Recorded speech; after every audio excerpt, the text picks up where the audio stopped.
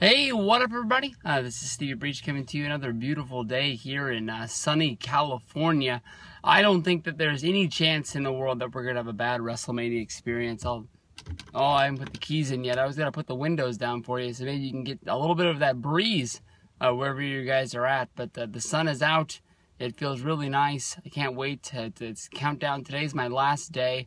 I'm leaving the gym here after my morning workout right now. I'm going to be heading over to Costco. I'm going to be picking up a few of the items that I'm going to be bringing with me.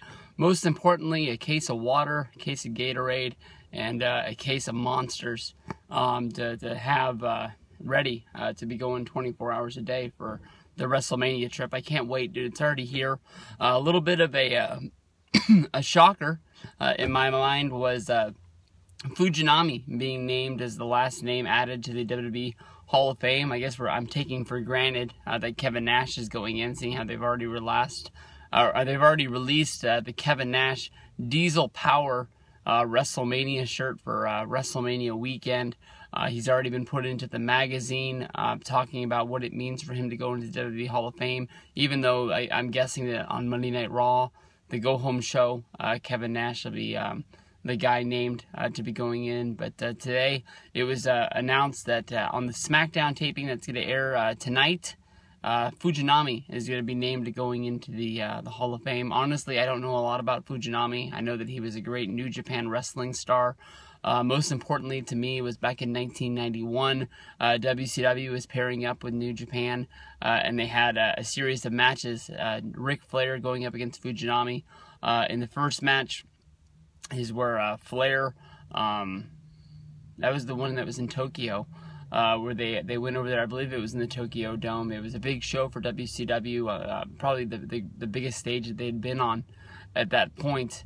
With Flair going up against Fujinami, and then having the rematch in America, where Flair went up against Fujinami, where it seemed that if you watched the pay-per-view, that Fujinami beat Ric Flair, and then they did the surprise backstage sort of.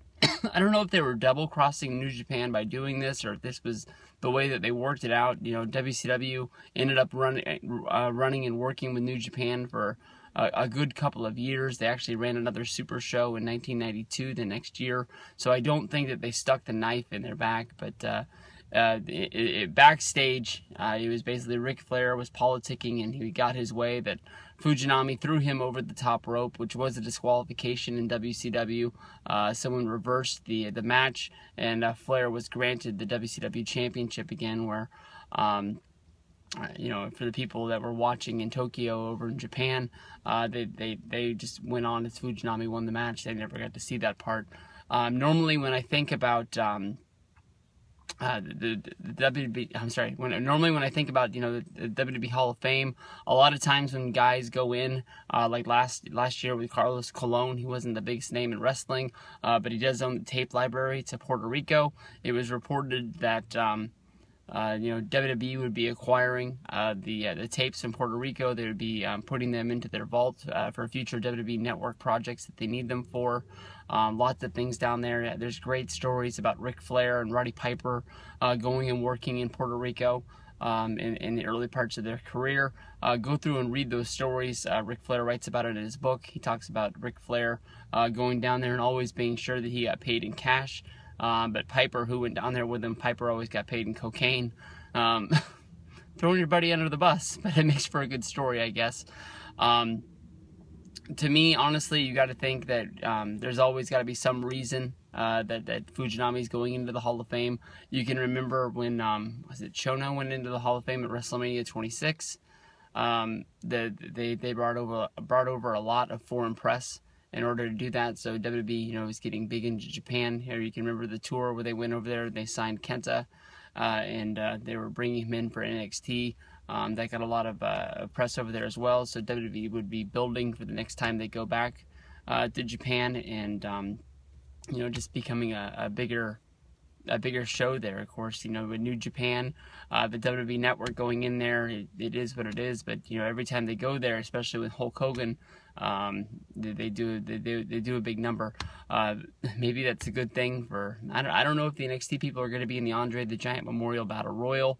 You can remember the story about why Yoshitatsu won the WrestleMania 26 pre-show Battle Royal was because they wanted to have another story for all those people that were in town for the WrestleMania 26 Hall of Fame to go back and say that a Japanese wrestler had won, a match at WrestleMania. Of course, making them have a better deal. There's got to be some reason that Fujinami is going to the Hall of Fame this year, making so many people into this class. The first thing that came to my mind was that basically when WWE Network was launching, you always had those sort of negative Nancy's hanging out in the background.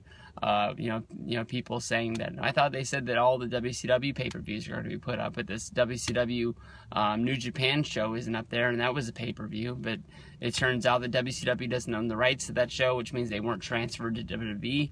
That's a show that's owned by New Japan, and New Japan's not going to be giving up the rights to their own things anytime soon. So I'm not really sure why they're doing this, but there's got to be some sort of a reason. We'll figure it out. But the WrestleMania Hall of Fame this year, honestly, isn't looking spectacular. We paid $40.